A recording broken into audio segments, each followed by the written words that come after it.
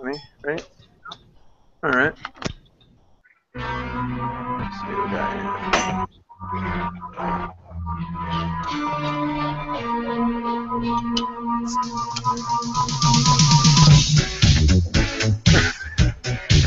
Ghostbusters. No,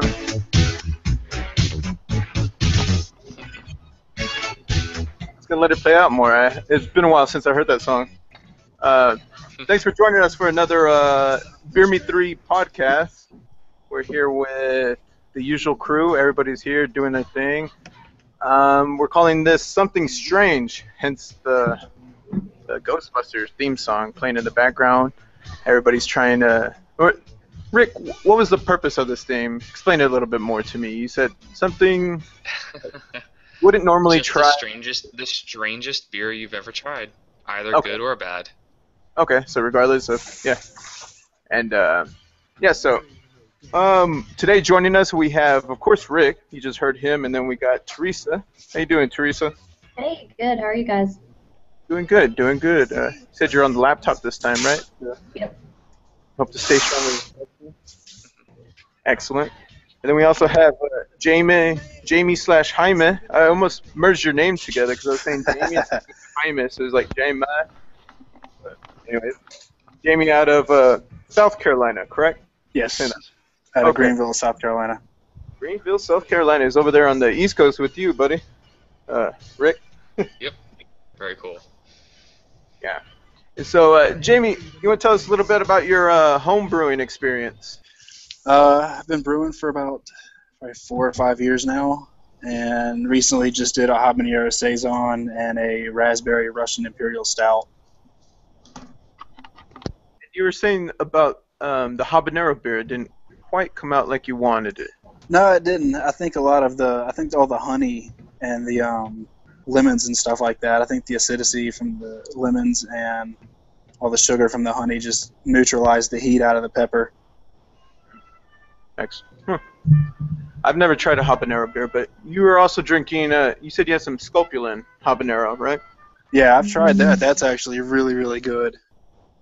Yeah, I saw that one on the shelf, but I haven't got that one. I don't know if anybody else has tried any habanero beers. I have. You have? Have you? The habanero sculpin from Ballast Point.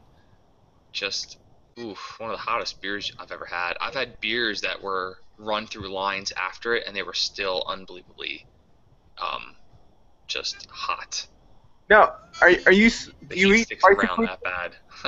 Spicy foods normally? Yeah, I do. I'm not a big fan. Okay, so I mean, there's some like subjectivity to it, especially there when you're going back and forth between what's hot and what's not. I feel like that was like a dating game or something. No, probably not. Teresa, what's your experience with spicy beers? I had a wasabi beer. I can't remember what it was. It was hot, but not really, because wasabi doesn't burn very long. It was all right. I'm kind of indifferent. I'm gonna have to pick one up next time I'm out there looking at different beers. I'm gonna have to pick one up because I want to be able to. It's always one of those things, like, I don't know how to describe it, but it's something that tastes good, but it's not something I want to drink all the time. That's my experience with all those things, and I feel a lot of that's gonna be similar to what I'm drinking here, because what I have in my hand is a Wild Blue. This is a premium blueberry lager. Opened it up right before the show started. 8% alcohol. Has anybody tried this one? Wild Blue? I have. And what'd you think? Wasn't bad. It's Like actually blue- a lot better than Sea Dog's Blueberry Ale. Oh yeah. This almost tastes like a grape Fanta or something like that. Yeah. It's got a little kick at the end. You feel the bitterness of the alcohol there, but yeah, definitely just like a fruity drink. You wouldn't take. It tastes like flat Fanta. Just drinking it like that, it'd be like, what's another drink? Someone was telling me about Not Your Father's root beer. That stuff is dangerous. Mm-hmm. like I haven't tried it, and I saw it at the grocery store, but everybody's saying Oh, can't get it. tell the difference. Yep, you have no idea there's alcohol on it. It is unbelievably good and very dangerous. Oh, Yes. dangerous. I just saw it in cans today too, which is a What? game changer. I wonder if you can make a root beer float out of that. Yep, sure can. Oh yeah. Someone's already tried. Excellent. Hey Teresa, what are you drinking right now? So I got a forbidden lavender beer because I like all things lavender. This is awful. So I did not drink it. I got the Blue Moon Cinnamon Horchata Ale. It's okay. It doesn't taste very spicy or cinnamony to me, but it's alright. It's a light beer. First one, I've had lavender tea before. Are there any similar tastes there? It's just, it smells great. It would make a great candle. But if, as far as drinking it, I'm not in love. It tastes a little bit like my hand soap. So. That has like a hand soap taste to it. Okay. It's very herbal. Yeah, very herbal. So you said you already drank the Blue Moon. I haven't seen that one, the horchata one. I just drank it, or just opened it. It's pretty good. It's light. I don't feel like I'm getting a lot of the cinnamon off of it. It is a little sweeter though, but it's not as sweet as that lavender beer. So. Okay. Yeah, it's Okay. alright. Can you make a root beer float out of that one? Not the game plan today. Hey Rick, what are you drinking over there? So I've got myself some Last Snow from Funky Buddha down in South Florida. It is a coffee coconut porter. Coffee coconut. Very, very good. Is it almost how I've what am I trying to ask here? Does it taste more like coffee or more like beer? Can you like tell a big difference there? I mean, there's definitely a lot of coffee and a lot of coconut, and I think a little bit of white chocolate too. It says natural flavor, so there's a few other things in it. Close your eyes, you almost don't even think it's beer anymore. It just tastes so strongly of the other flavors. Have Funky you ever had Buddha is very well known for doing their for doing food flavors in beer and having it just well layered and very natural. Okay. I was asking, have you ever had Bailey's, like that coffee Bailey's? Mhm. They make like that? How would you compare I mean, this is better than that in my book, just because I like this more than Bailey's. But yeah, it reminds me somewhat Bailey's-esque, just in terms of that coconutty kind of flavor. Where's that brewed at? Is it, It's somewhere in South Florida, not quite Miami. Might be Fort Lauderdale. okay. Um, How far are you from Fort Lauderdale?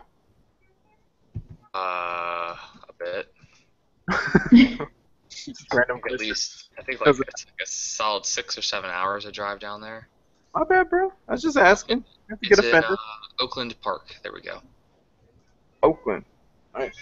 Yeah, it was pretty far down there. But they're pretty awesome. They're starting to distribute further north in Florida. They just hit Jack's. Oh, okay. It's been a You couple didn't weeks travel all the ago. way over there. So. You didn't travel all the way over there just for this, did you? Nope. Found it in town. Your effort, we appreciate it. It's just a podcast. Real trooper. Real trooper. Send us in your California snacks. Drive all the way there. you compensated or something. This is I feel like yeah, great Fanta. That's what you hit, Wild Blue. That's what I'm drinking. It's just getting grapier and grapier, even though it's blueberries. It's having that effect on me. Is it something you'll drink again? You know what? Something I'd like to drink. This would rank with my summer beers, just because it's fruitier, and Yeah. something that I would definitely save for like if I was outside by the pool or something. Maybe at the beach. Probably hit one of these. Something that would be more tolerable, like in the. I would think. But Yeah. what do you got over there, Jamie? What are you drinking? I'm drinking a steak cake stout from Double Barley Brewing.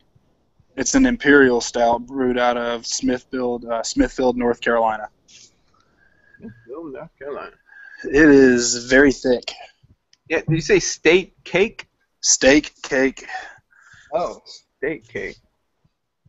Is that a play on words, or is that the name of the brewery? Like, is that the flavor? What am I? That's what I'm trying to figure out. I think it's just a play on words. Okay. It What kind of doesn't taste like either of them. okay. What kind of aromas are you getting off of that beer? It's very dark. It's you can definitely taste, or you can definitely smell like the barley and everything in it. I would say this is probably more thick, like a Guinness. Okay. Okay. It's got that strong barley backbone in there that you're probably Yeah. getting. Are you gonna? Is that something you've drank before? No, I just randomly found this at I don't remember if it was a local beer store or a grocery store. Okay. Yeah, this one I found at the Wild Blue that I'm drinking. I found it at the local grocery store. Well, you could probably get it up there, Teresa. I don't know if you've seen it around. I just picked it up because it looked different than the other ones, and it said blueberry on there. But I had a strawberry beer, and I have a rhubarb beer in the fridge too, from rhubarb. Founders that I haven't broken into. Yeah, Oh, Zagreus? sure. Founders. I don't. I I just. think it's Founders has Founders. yeah, they have a raspberry beer called Zagreus. Or no. Damn, now I'm Let's blanking on their see. name. I know what you're talking about though. I've had that Founders one. It was Rubeus. Yeah, that sounds right. Yeah, You so guys, it's just like a raspberry ale. It's really good. have you guys tried the breakfast stout from them? Mm-hmm. Mm, Oh yeah. I have not. It's pretty good. That's a good way to start your day. Yeah, their breakfast stout is Yeah. incredibly reliable. Yeah. Very good. I've never had beer for breakfast. I don't know your experience. Rick, was there a time that you found yourself like I should drink a beer? Yes. Once every few months, generally on holidays and things like that, I'll start my day with a coffee stout. Brush your teeth. Oh yeah. Thanksgiving and Christmas are 2 days. I whip out like a KBS or a Founder's Breakfast Stout or something else and have a good morning. Does anybody else in your family participate in the morning drinking rituals? Nope, just me. You know, one thing with my mom, I tell her about the different beers I'm trying, and like she shows some serious concern with me becoming an alcoholic. I try to tell her it's not like something I'm doing every day, and it's something that I'm like looking at different types of beers and stuff like that. But she just automatically associates alcohol with negativity or negative connotations, and so just the consumption of it means that I'm just up to no good. Well, to be fair, you are not up to any good. Sorry, man.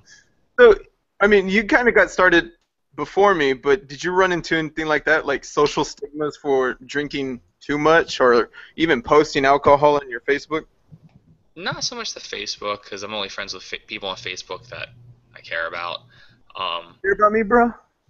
Say you Um, know about me, I'll remember? say in terms of general stigma, not too much because I've kept it under control. Just that it's just like anything, like that's my hobby, so people always are kind of shocked at like the distance I'll travel or how much I pay for like one bottle of beer. But other than that, it's nothing too crazy. What is the most you've paid for a bottle of beer? Um, $35. Damn. Yeah. All right. Well, But What was it? it's a Cigar City Bourbon Barrel Aged Big Sound Scottish Ale. All right. That sounds delicious. And I remember you telling me that, like, the more you pay for a beer, the better it tastes, right? Well, within reason, you could charge an arbitrarily large amount of money and have it be crappy beer, but generally, yeah, if the price is up there, it's for a reason. And I mean, I've paid $25 a bottle of beer several times, and most of them have turned out to be some of the best beer I've ever had. So Have you ever found, like, a beer to Some be merit. overpriced that didn't meet up to, like, standards of, like, how much you paid for it? yeah, several times. Is there Orlando? I'd say Brooklyn Brewery has done that a couple times. Which one? Which one on Brooklyn? Because there seem to be some the good, like, few beers that I'm kind of more and more. Something. Black Ops was one. I liked it. Just it was a little more money than I wanted to spend. I felt it was overpriced. Okay. And I'm blanking. There was like 2 or 3 other ones of those big bottles, like 750s, priced around 20-25 bucks. I Just think felt the not that most good. the most I paid for a beer has to have been like, excuse me, probably like around $15 at the most. I think it was those when we did the Abiel episode. Those were like the more expensive beers that we were running into. Oh Yeah. yeah, if you do like a Chimay Blue, they'll be like 15 bucks a bottle. I Mhm. remember going and buying one of those. Jamie, what's the most you ever paid for beer? I bought a Rogue Stout from World Market down here one night, and it was like $19. Okay. And it came in like it was probably like a pint and a half, Uh huh. and it actually came in like a reusable bottle. So it Oh, was nice. like Huh. got a nice bottle out of it. It's like a little mini growler with the rubber top. Yeah, the swing cap. Nice. Yeah. You can refill those. I just found out that we can get our beers filled up at this.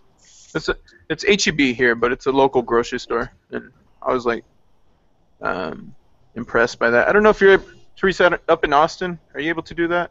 So Like- not the HEBs, but the Whole Foods downtown and the one up north by my house. They have taps, and you can go fill up a growler if you want. I haven't done it yet, but you can. Got to jump I on that. think I think you can do that at Craft Pride too. It's a bar down on Rainy Street. I think I've heard that, but again, haven't tried. Teresa, have you run into any like social stigmas from drinking too much beer? A lot of beer. I don't know. No, I don't think so. I mean, my dad frowns on the whole drinking thing. So my brother Hey. turned 21 and just It was just a parent thing then. 'Cause I haven't really yeah, got but my friends. yeah, and none of my dad's family drinks, so it's just not a thing. I mean, my family didn't drink really. My mom drinks now a little bit, but they just because they never have, they don't really have the taste for it, or not even to have a glass of wine with dinner kind of thing. Yeah, well, they automatically like um, it- we never were exposed to, I guess, beer or whatever. Like my dad doesn't drink beer at all, and my mom doesn't either. But they go to town on some margaritas, so I'm just like, those are both here. Doesn't everybody? And I've let my dad try a few like dark ales, and he hates them. He's just like, why would you? Yeah. Man. That's awful. I was like, well, you don't have an acquired taste, and then he doesn't understand what acquired taste means, and it goes into the whole thing, and then I'm respecting him because he's my dad, and it's just, I don't know. We got some issues to work on, I guess. But anyways, we'll save that for another episode when we drink more. I'm just kidding. Miguel's Daddy Issues, episode 11. Oh man. Okay. Whatever. I'm just gonna go vent to myself and talk to myself later. So let's see what we got here. Well, actually, I want to get into other beers you've brewed, Jamie. So we talked about your habanero, and you mentioned another one at the beginning of the podcast that you've brewed. I just recently did a raspberry Russian Imperial Stout. Raspberry Russian. So that too qualifies for like strange beers. At least it would for me, because that's not something I would pick up. Yeah. The first beer I actually ever brewed was a cayenne beer, and with an Oktoberfest base, and we called it Peptoberfest. And it was probably hands down the best beer I've ever made. Even still, like every Christmas, I always get asked, "Are you going to brew more pepper beer again?" Very cool. So how did you get into home brewing? Is this A buddy of mine, he had a full setup, and I went over there one day when we were living in Maine and watched him do it and helped out. And I was like, "All right, I got to start this." I'm hooked. Ended up buying a 1-gallon set, and then it just evolved from there. Mhm.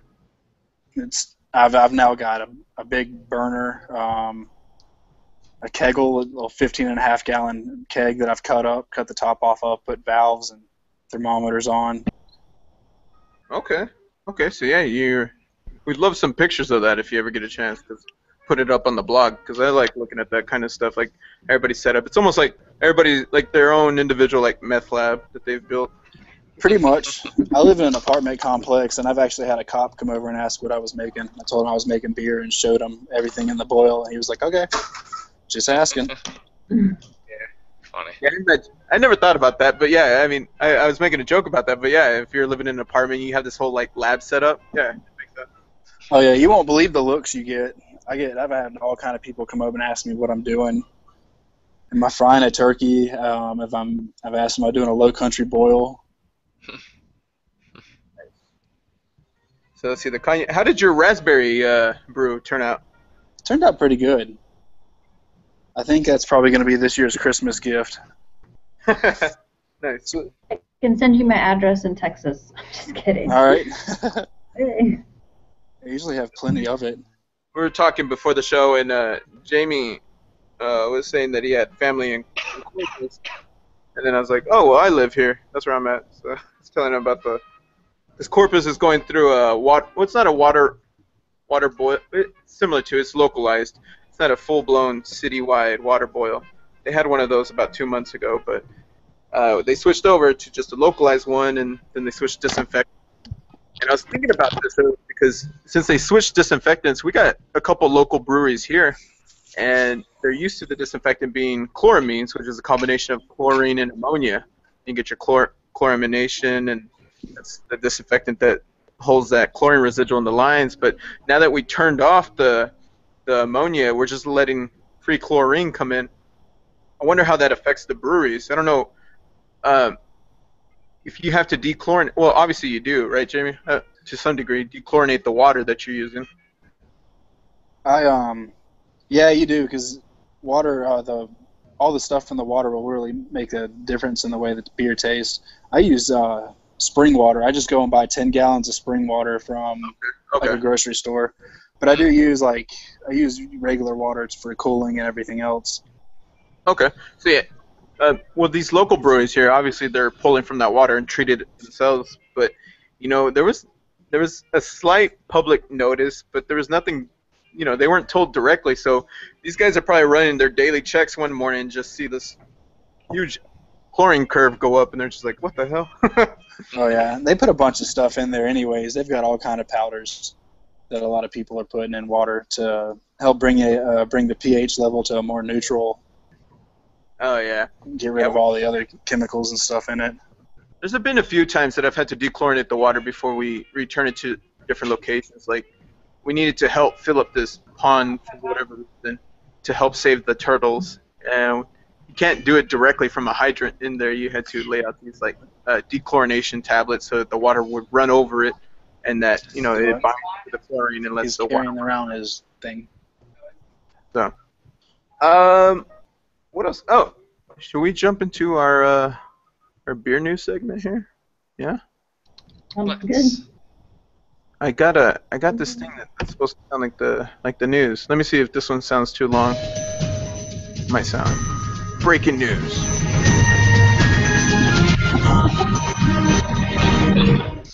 That sounded legit. Right. Like that, right? This is so real, guys. We're gonna make it. We're real journalists now, y'all. We're going to. Sound effects are on point, guys. We are so doing it. Okay, so I got this loaded up for Lagunitas and Heineken, the recent buyout here. Right. Petaluma-based Lagunitas is partnering up with Heineken. Heineken is buying a 50% stake in the craft beer company. Night Beat Smart Kelly tells us Lagunitas says it is all about exposure. In Petaluma tonight, Lagunitas is all the buzz. Went on my Facebook, and it's kind of what everybody's ranting and raving about. Retaining enough that still have control over it, so hopefully it will stay the same. In a blog post about the deal, the Lagunitas CEO promises customers its line of craft beers will keep the same beloved taste they've had since the early 90s when the recipe was born. They've grown so much over the past, decade just in California and the United States. Imagine what they could do on, the other continents and other countries. I'll cut it out right there. That's about 43 seconds. Whatever. It was like, we don't need to hear the whole news segment, but, that's kind of big news for Lagunitas, especially when they're wanting to get their beer. I mean, exactly that. You get it more exposure and stuff like that. Now, one thing I heard was Petaluma, so I want to be able to say that correctly. Petaluma, right? Yeah. Because I just have a hard time saying words on here for whatever reason. Petaluma, California. Anyways, I don't know. My thoughts on his. At first, I want to say, if you listen to all the segment and the people input, and of course the Facebook comments underneath there, you'll see that people are more, I guess, skeptical that they'll stay to their regular formula. Because normally, what happens when big economy, big money, whatever moves in, they find different ways to slash the ingredients or slash. I mean, basically, optimize the process for best capital payout so that you can make more money basically off of it. I don't know if that's something that would happen in this situation or not, because they did say they have more than 50% of the shares, but I don't know. Do you think that any of their beers are going to change? I don't know what y'all's input might be on this. I'm torn because, the founder, he went and wrote this whole blog post. I mean, Oh no, we lost her. The Matrix. It absorbed her. Teresa, Fellas, come back. the way thinking. she was Okay, unplugged. go to the next person. Your connection's kind of going in and out, Teresa. Hold on, time out. Go to Okay. Rick or somebody. Okay, fine, I'll go. Let's ask your husband, Mr. Let's ask if you can step off the Xbox. Maybe. Yeah. All right, Rick. What do you think, Rick? Well, I mean, it depends. I mean, do they keep the consistency or not? In many situations like this, like Teresa said, they come in, they buy it, they slash cuts, change the recipe, all that kind of jazz. But then you have acquisitions like this where they come in and they say, just you do what you're doing. We just wanted to make money. And I'm kind of hoping it's one of those cases. They just came in, they bought Lagunitas, the major share, and they're just going to say, okay, just keep going as usual, only now they have the access of a much larger distribution network. So all it can do is make Lagunitas expand potentially. So there's a silver lining to it.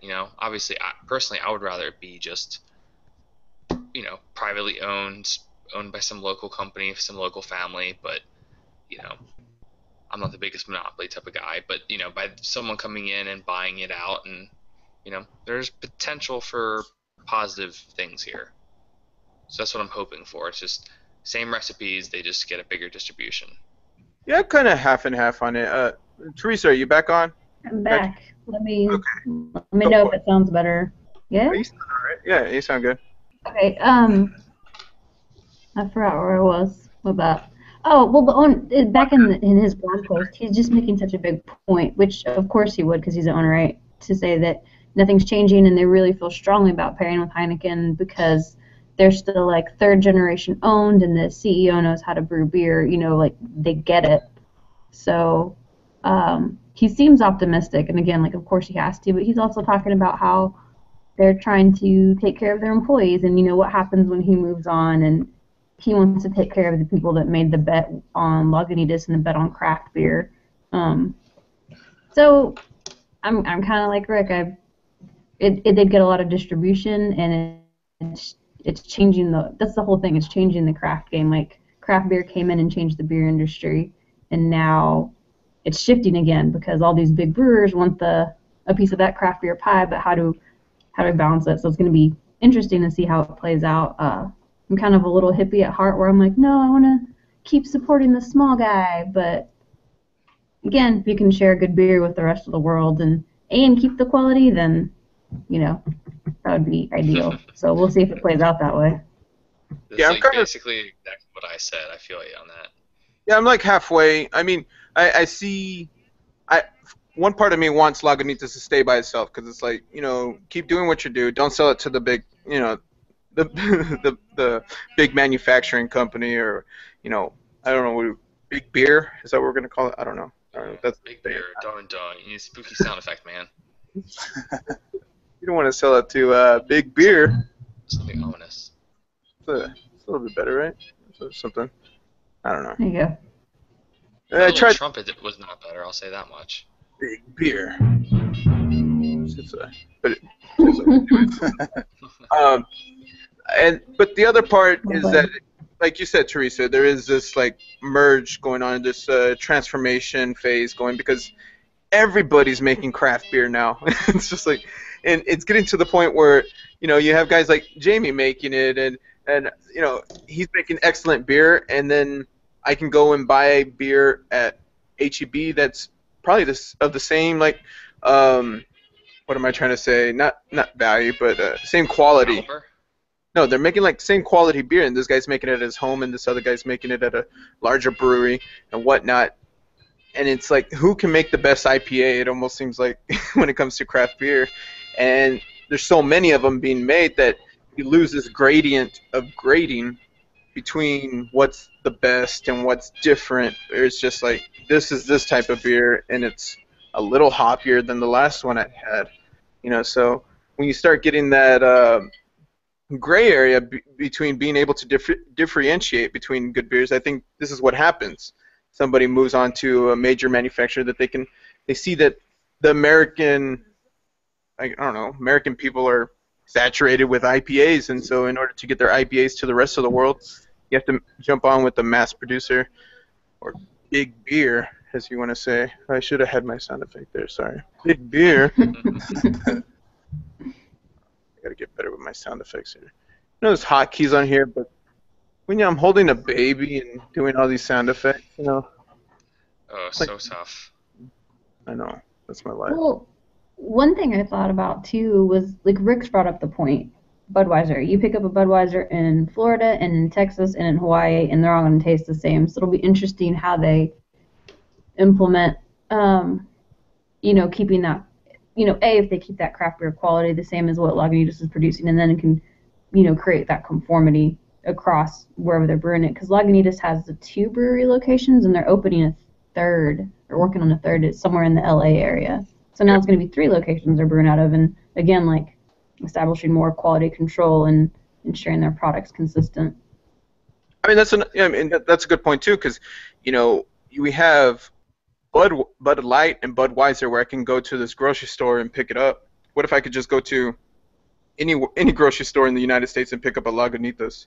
Oh, I mean, yeah, and I think that's what this is. I think Lagunitas is just seeing the future and seeing, it's craft beer is going to be a big thing, but sometimes you need help from the guys with the distribution. So Heineken bought them, and now I just can't see it just being more than just a huge expansion for Lagunitas across this country. Like, how cool it will be to go to like any random gas station.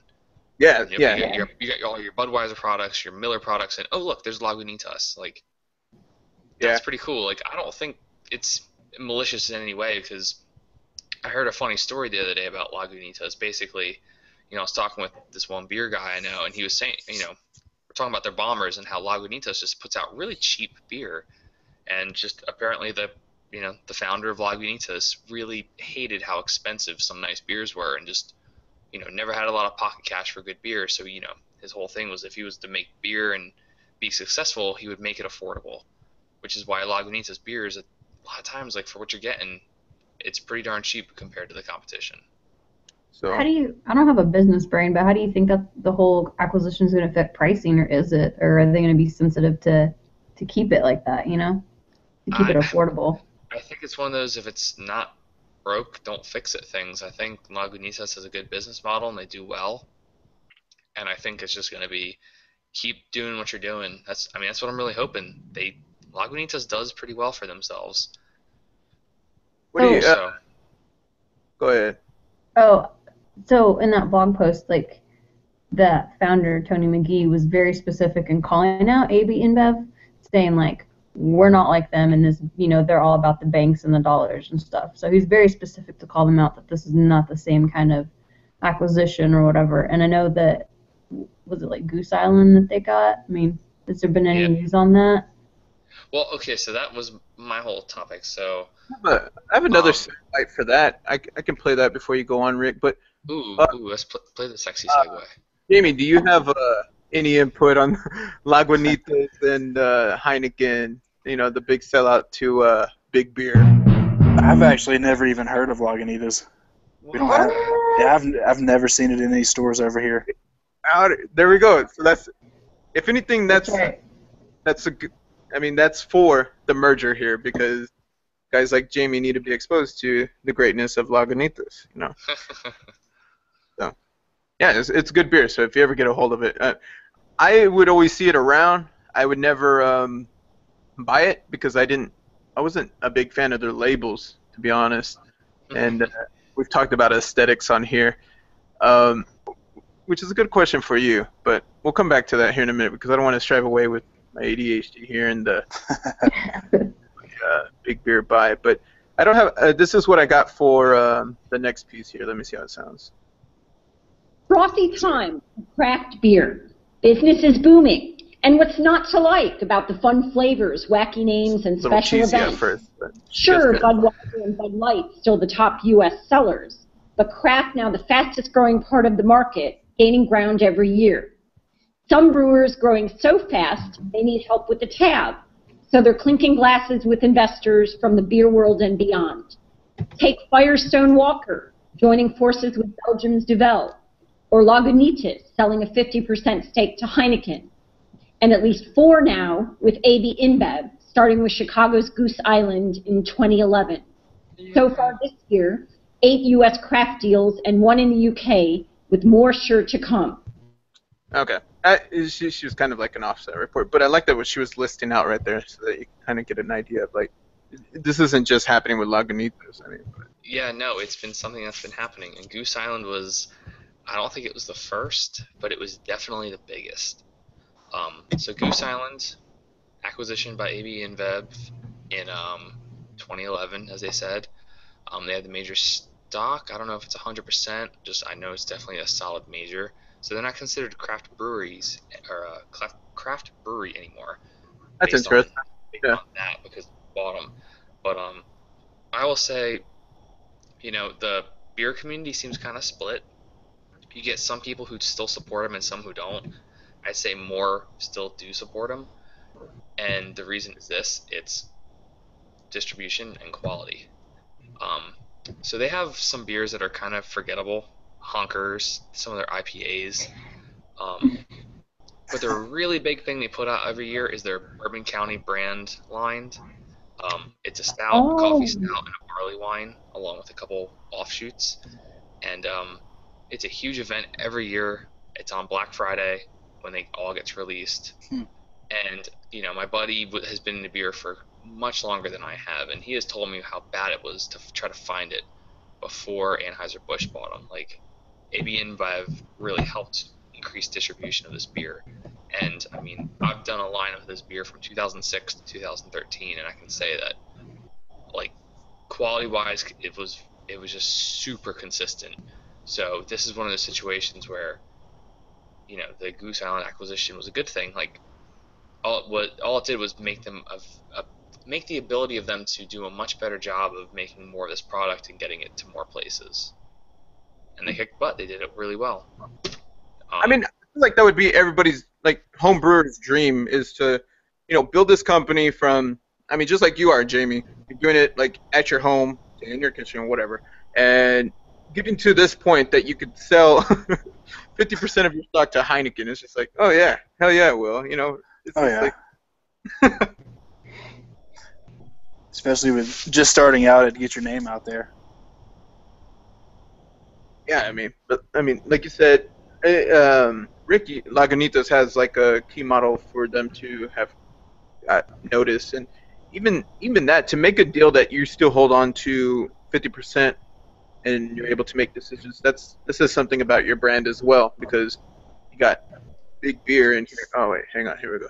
You got big beer, and they're not just necessarily coming in and changing everything. You're still retaining control for however long that may be. I mean, sometimes these contractual agreements are just like, you can run things for like the next 10 years and then we're going to tell you what to do. It's kind of like, what is it, like the Apple iPads and all this stuff. Steve Jobs, right? You were talking earlier, you had a grocery store that allows you to come in and get growlers filled. Mm-hmm. We've got something like that here. Whole It just Foods. opened up about a month ago. We have Whole Foods, but they don't have those. They don't have that option at our Whole Foods. You gotta be with the fancy Whole Foods like in Austin. We don't have Home of Whole Foods. We do have a small grocery store around here called Lowe's that has the like fill your own growler and stuff. How's that? Is it because I'm from San Angelo, which is West Texas, small town, and we have a Lowe's. I'm curious.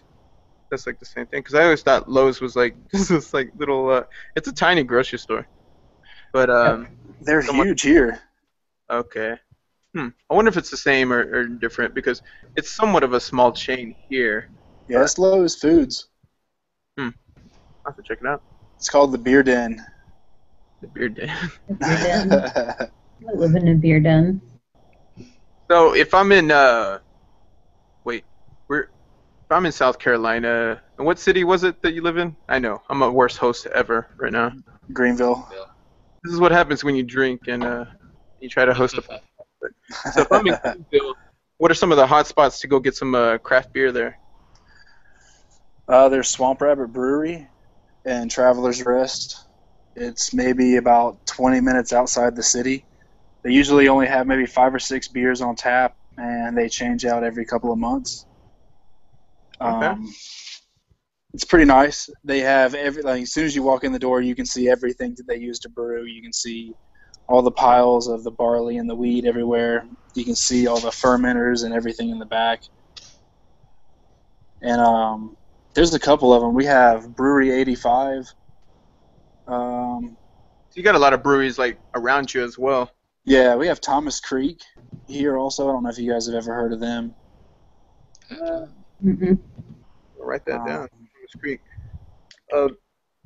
I went to back in San Angelo. Went to Silco Tap House. I put up a blog about it, but one thing there is that they're the only ones that cover. Oh,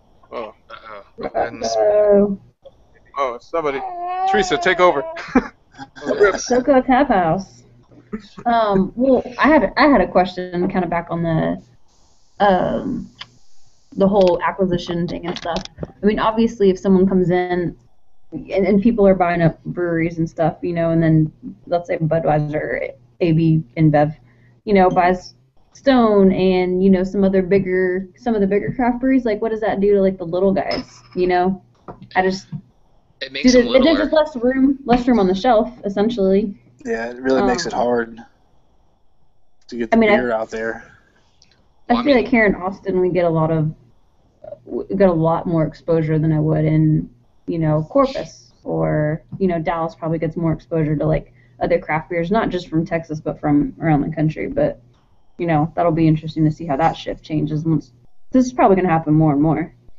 Oh, definitely. I think this is just the tip of the iceberg. I mean, and like you said earlier, like I'm kind of like hippie-ish, hipster-ish, and I would rather not be being sold to the big guys and leave them all small. But again, there can be positives like distribution, and that can happen and people start being okay with it. But I mean, in the end, I would really prefer it not comes down to like, oh, all the good breweries are owned by 3 companies. Right. Yeah. That would suck. That's similar to what happened with Corona, right? Corona and Dos Equis. I mean, they're all bought by Anheuser-Busch, right? I don't know. I think Anheuser-Busch owns them. Yeah, because it's no longer there's no Mexican beer anymore. It's just all it's brewed over here. It's not just beer that it's happening to, right? It's like I don't know if it's this whole culture of everyone's drinking craft beer because it's small and local, but like Tito's vodka is out of Austin, and they got bought by, I want to say, Bacardi rum company, whatever company that is. I could be wrong, but they got bought out. And so now people are like, oh, we don't love Tito's as much anymore. We moved on to like Dripping Springs vodka or whatever, just because they got bought out, So is it always just going to be like, maybe that hipster culture is always coming after whatever's new and not bought out? I mean, that's always going to be there. I mean, there'll always be that kind of culture of people that want to just like what other people don't like yet. Yeah. Oh, yeah. But that's just. And again, just go into it objectively. Like, if the quality of the whatever service they're providing, if it's beer, music, whatever, if it's the same, who cares that it got bought out? Just be happy that it's still just as good. I mean, Yeah. just going objectively. I mean, if it's good, it's good. I love Tito's vodka, but Absolute makes a cucumber jalapeno vodka that's amazing. I don't care. It's a great vodka. What I was saying about I don't know what you went on and said about Soko Tap House, but what I wanted to mention. Nothing, because I don't know. I've never been there. Well, I put up that blog. They had a lot of great beers from local breweries. So you get places like Rowena, Texas, and Eola, Texas, that you're not going to get those beers anywhere else. You're just going to get them there, and they're really good beers. But I think that's a good example of how to experience different types of craft beer. You actually have to travel to locations. Otherwise, there's no way that you're going to get exposed to it. And so, there can only be so many small guys, like you were saying, Rick, until you move into having someone's going to be forced and sell out. I don't know if we're going to call it sell out, but releasing acquisition or whatever to the company for the distribution purposes. So, makes sense. I don't know. What do you think? Yep, what this guy said. Rick got So, distracted by the cat. Have you guys ever heard of Lone Rider? no. That's another one out of Raleigh, North Carolina. It's relatively close. Sorry, what was that? I missed the name. Lone Rider Brewery. Okay. I hadn't heard of it. Yeah, it's another East Coast. Nice. I Sounds figured. like we need to make a trip to the East Coast. I don't know if in our lifetime we're going to be able to try all the craft beer that currently exists. We actually may have to rely on big beer, as we want to call it, big beer, and be able to sample some of these beers. Otherwise, like I said, you're going to be forced to travel to these locations in order to even sample them. I don't know, I think eventually, if all these small beer companies and breweries bought into the big corporate thing, eventually over the years you would start to lose recipes and everything else. Yeah. I think quality and flavor and everything would go downhill. Well, that's the gamble. I think that ties to the experience more, and that's one of my draws towards craft beers, is that not only are you experiencing something made locally, but you might be one of the. Think about you're the only one trying this beer in this percentage of people that live in the U.S. and in the world. So, not only is it this beer that you're being able to try, or it's craft beer in itself, but what I'm trying to say is there's an experience to that. Experience that you're one of the few people that get to sample this creation, this concoction made by this beer wizard somewhere. It could also be where it's brewed at. You can take the same recipe all the way to the other side of the United States, and the quality of water may be different. It may possibly change the entire recipe.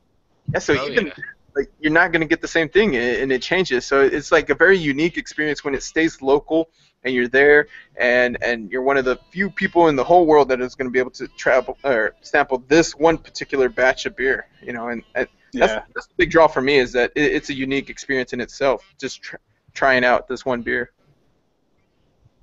It's making me wax poetic about thinking, some people, because the water's different and everything, and everyone's got their different craft beers that are different in South Carolina, from Florida, from Texas, from California, I can get a lobster here, but I'd have to go to Maine to get that really fresh saltwater, whatever lobster. I don't eat lobster, but it's kind of like a thing. I could go to a French bakery here in Austin and get a beignet, but it's not the same as going to Café Du Monde in New Orleans, or that's kind of like a destination food. So it's I really want to go to California and try that whatever beer from whatever brewery. I actually have not had lobster since I've moved out of Maine. Oh, really? Is it sacrilegious? It probably wouldn't even taste the same. It's funny. I've been dealing I'm still dealing with crabs, by the way, Rick. I don't know. Man. Miguel, just shave. That's all you gotta worry about, man. I thought there was a shampoo for that. They have they decided to mate right in front of our intake, and so they've gotten caught on the bar grills of the intake for the city's water supply. So it's just a ton of crabs there, and I've never had to.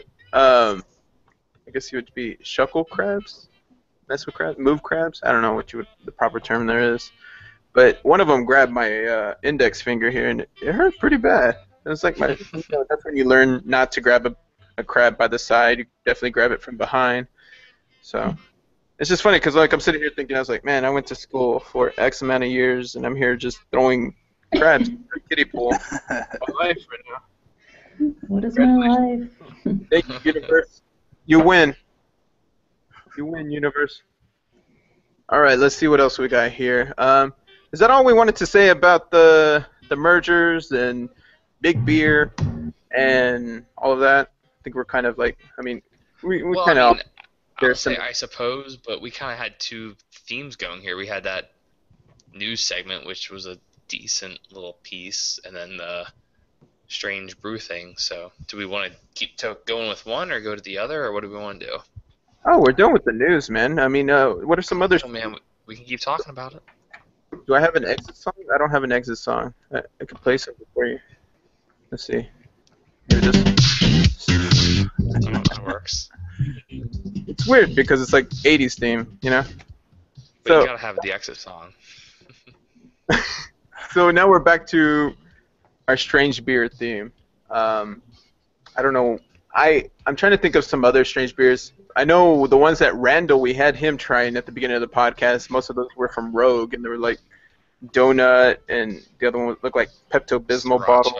Yep. Sriracha beer, yeah. How was that? Have any of you guys tried that? No, we said it was all horrible. I was gonna say that has to be horrible. Well, from what Randall was saying was that it's pretty bad. So we didn't. I'll just take his word for it. I tried the maple bacon donut. I couldn't finish it. It was too much sugar. Oh man. I was able to drink probably about half of it. What's that? The Southern Tier creme brulee? Is that the one that's super sweet? Yeah, punch in the face. Man, I need to try some of these beers because the most I got is this great Fanta that I'm still drinking right now.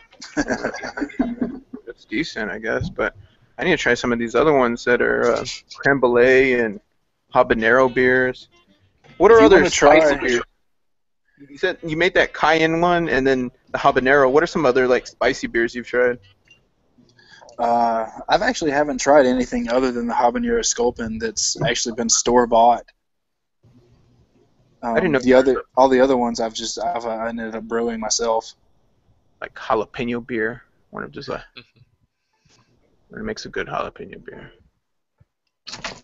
You get I know from Northern Brewer you can order recipes for like smoked chipotle peppers and stuff like that in it, where you add it into the fermenter.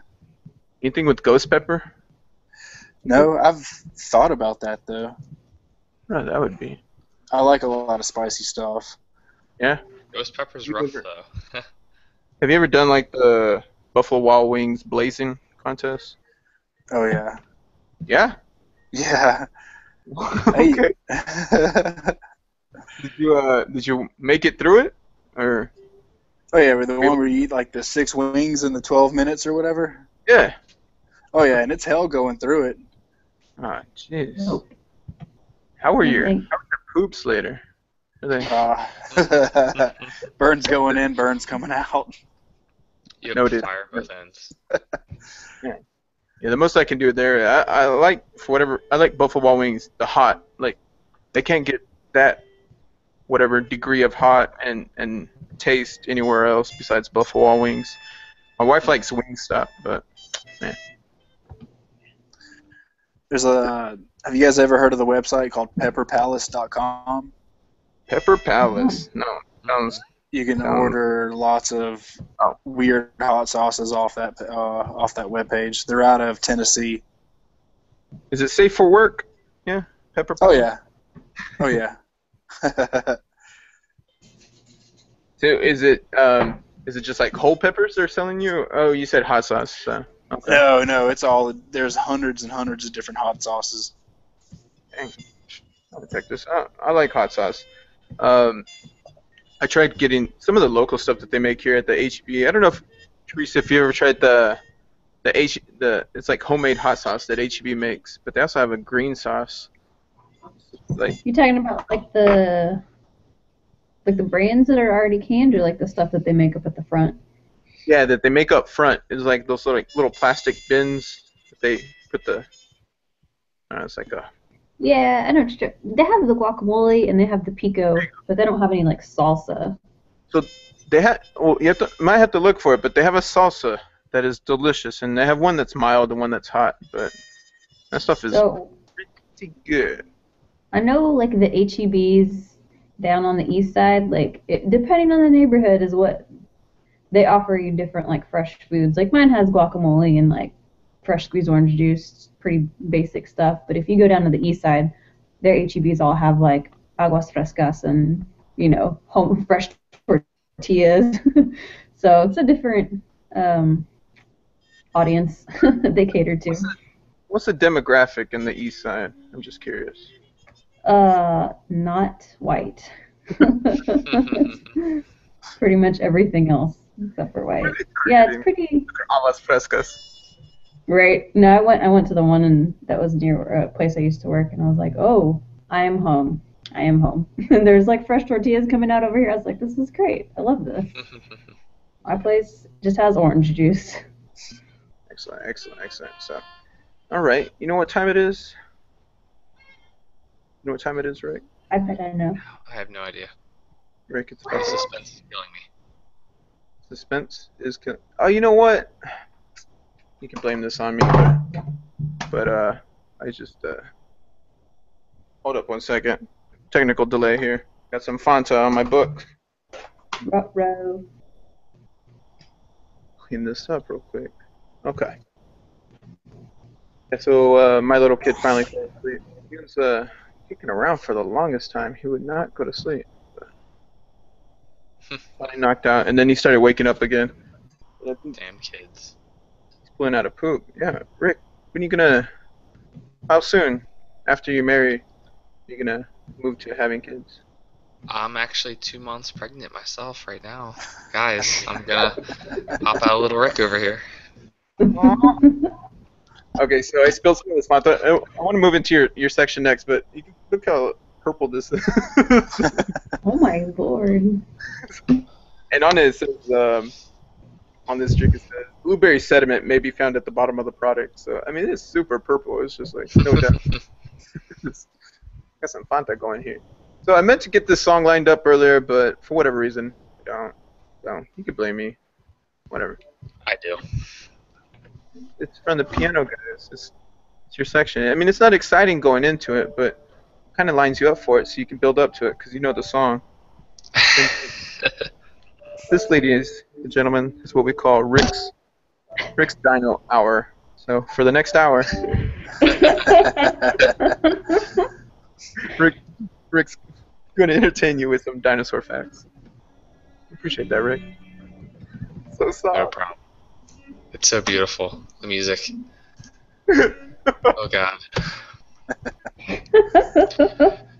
So Rick, I just don't know what to do with myself right now. It was so beautiful. we're talking about dinosaurs. So, what kind of dinosaur facts are you here to share with us? I can't take this seriously. Oh my God. Okay. Alright. Miguel, this is not your fantasy hour right now. This is serious stuff. It's dinosaurs. Come on, Miguel. Damn it. Grow up. Alright. Okay, so dinosaur fact of the day. So, when you think dinosaurs, do you think of any of the aquatic ones? Do you think of things like Mosasaurus, which was in the new Jurassic World movie, or Plesiosaurus, like the Loch Ness Monster? I mean, do you think of those as dinosaurs? I thought the Loch Ness Monster wasn't a real thing, right? Was what? It's not a real thing, the Loch Ness Monster. No. But what Loch Ness Monster looks like and is supposedly supposed to be, it's supposed to be a Plesiosaurus. That's what people say it would be. That it survived from the dinosaur era. But no, the whole factoid about all this was that that actually all aquatic animals during the dinosaur years were actually not considered dinosaurs. The term dinosaur dealt with a land-dwelling animal, land-dwelling reptiles specifically, and it deals with their hip structure, but they had to be land-dwelling. That was something I learned this week. I thought all those oceanic animals were dinosaurs too. They But weren't in nope. the water. They started off on the land and then moved You to got the water. you got to be in the land if you are a dinosaur. So those aquatic ones are not considered dinosaurs. What are they considered? Just big fish? I did not do nearly enough research to answer that. Just that they aren't dinosaurs. Haha. Ooh, There you go. ooh, that was beautiful. But that is my dino fact of the night. And that, ladies and gentlemen, is Rick's Dino Counter. Dino Hour. That was a whole hour and like 2 minutes, guys. It was good work. You entered the temporal space and you didn't realize the whole hour had moved before you. You just Well, got dude, lost. dinosaurs are so badass. Like, time just blows by because they're so fucking cool. This is very true. There you go. Beautiful. Great. I love my whole hour. You're welcome. It's the best hour. Thank you, Rick. You're welcome. Anything for you, Miguel, you big stud. I'll get you something more exciting, okay? Come on, man. NPR, so I think it worked out really well. Thank you for sharing those facts with us, because I didn't know that. Now, what about pterodactyls? I don't mean to stay on this, but they're not really land animals, right? They're like air. Does that count as a land animal? That's a good question. I was not prepared for these kinds of questions. No. We're the utmost dinosaur authority. Come on. I know I'm apparently supposed to be this, but I would assume they were still considered dinosaurs. Over there getting tattoos of dinosaurs, and you can't tell me this. So. Yo, I can tell you things about my tattoos. I don't have a pterodactyl tattoo. Come on, man. Dude, on your back, bro. On your back, and then you get your last name, like. Wing spread. Yeah, I could do that on my back. That wouldn't be too bad. And that way, every time you like flex your muscles like this, like the pterodactyl flapping its wings. Beautiful, man. Yeah, man. You got a good body. Show it off, bro. Dude. And now you sound like everybody walking down the street. Everyone's always like, "Excuse me, sir, you are so attractive. Show it off." I see your pterodactyl. No, I mean, honestly, at this point, I would not be terribly shocked if that happened, just because people compliment some of my other ones so often. Octopus got 3 compliments within the past week, so boom. Wait, octopus? The octopus tattoo I have, yes. Where is that? I don't know. I just know the dinosaur ones. No, it's on my leg. Okay. Mhm. Is it Alright, hold on, Jesus, hold on. yeah, there we go. You know what we're We knew where this was going. Okay. What's going It's like, on? what is it? I like it. It looks sexy, bro. It was hard to tell if you guys could really see that. Hell Hydra, right? Yep, Pale Hydra. Hell Hydra. It's a comic book joke. Cartoon. Well, Red Skull, baby. But, Anyways, guys. yeah. So, I think this is a good place to sum up episode 10. It was a really good episode. We talked about some good stuff. We got the strange beers. We also talked about the Lagunitas Heineken buyout. And even Rick's Dino Hour kind of went smoothly over, so appreciate that. It strangely Rick? felt like 2 minutes. It was amazing. Rick, you have any last words for us? Just everyone out there, be beautiful to each other. Be beautiful. It's a good oh, what a message. lovely sentiment. Hear that. Give someone a hug this week that needs it. I like that, Rick. Look at you, all about dinosaurs and compassion. Damn it. You. To When be you see a you. puppy, give it a pet. Unless it has rabies. You don't want to go anywhere near that thing. I don't know, man. The love could cure it. A little bit of Jamie, thanks for joining us, Jamie. Appreciate you coming on. We definitely want to have you back on. We like guests that talk and Sounds good. Yeah, unlike Thanks Randall. for having me on here. Yeah, we'll definitely have you back on. You're in the middle of a move, so how many days before you pick up and leave your current location? We're moving Friday and Saturday. Staying And in then, North Carolina? yeah, just basically moving out of an apartment into a townhome. Nice. Something a little bit nicer. Congrats. No more college-like with people living above us and below us. Oh yeah, I can relate to that. We're actually gonna move within the next month into we got a rental house, but yeah, we got this. It's a loft apartment. It's okay. I've liked the excitement of it because it's really just one big room. It's not really like cut off because the upstairs just is open up to the bottom. It only makes it awkward whenever you have guests over and you have to go shower because it's technically just one big room. So, a little weird there. But anyways, more detail than what was needed in that. Hey, Teresa, how's it going? How's it going? So any last words for this podcast? You want to give us I don't have anything. I can't follow Rick's